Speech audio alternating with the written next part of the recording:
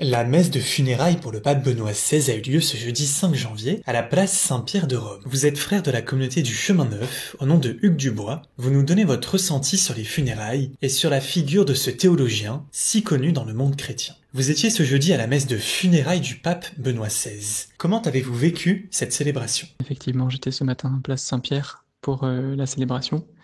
Tout simplement heureux de participer à ce moment d'église, en étant ici à Rome, de pouvoir vivre ici ce que vit l'église, c'est toujours une chance.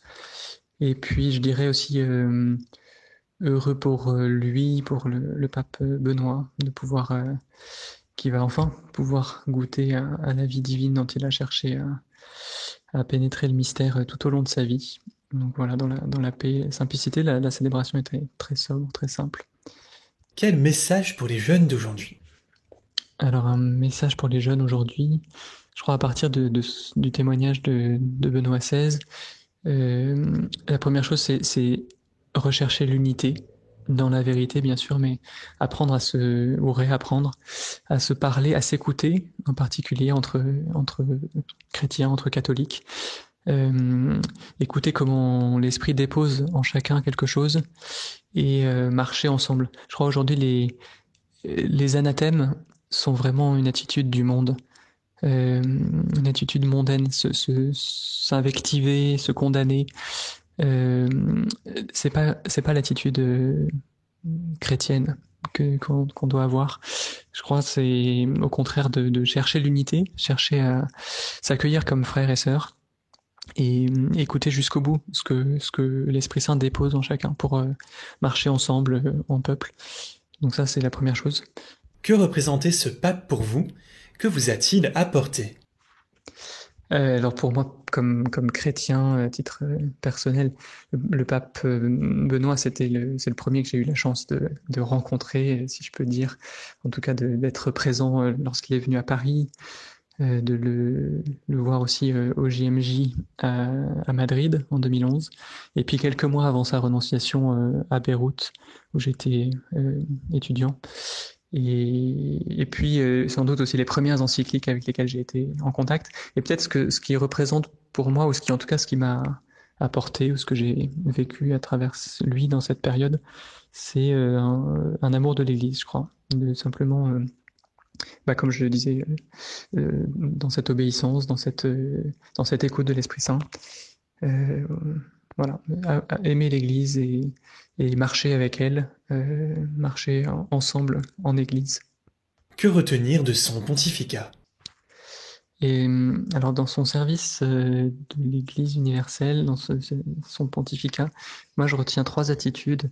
La première, c'est son obéissance à l'Église. Je crois que d'accepter cette charge pour lui qui était justement, qui préférait continuer à creuser cette pensée théologique, ce qu'il a toujours fait vivre, cette recherche de la vérité, d'accepter cette charge pastorale aussi grande.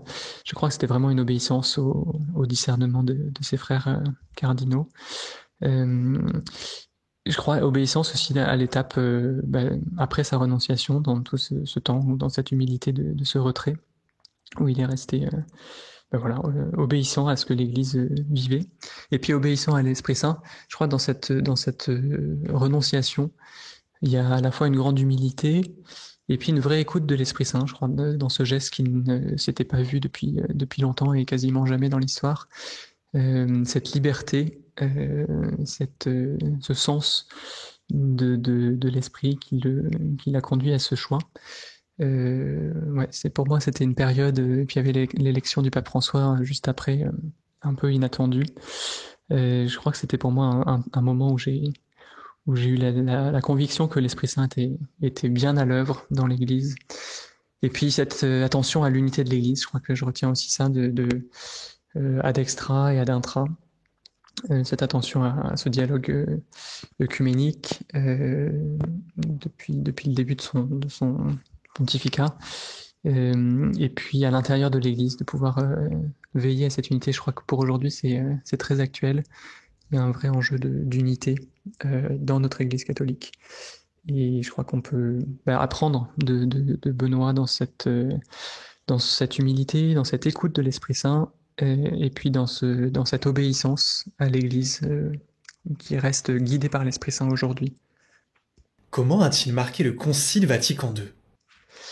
Oui, eh bien, alors je peux pas dire que j'ai lu tout Benoît XVI, mais je dirais comme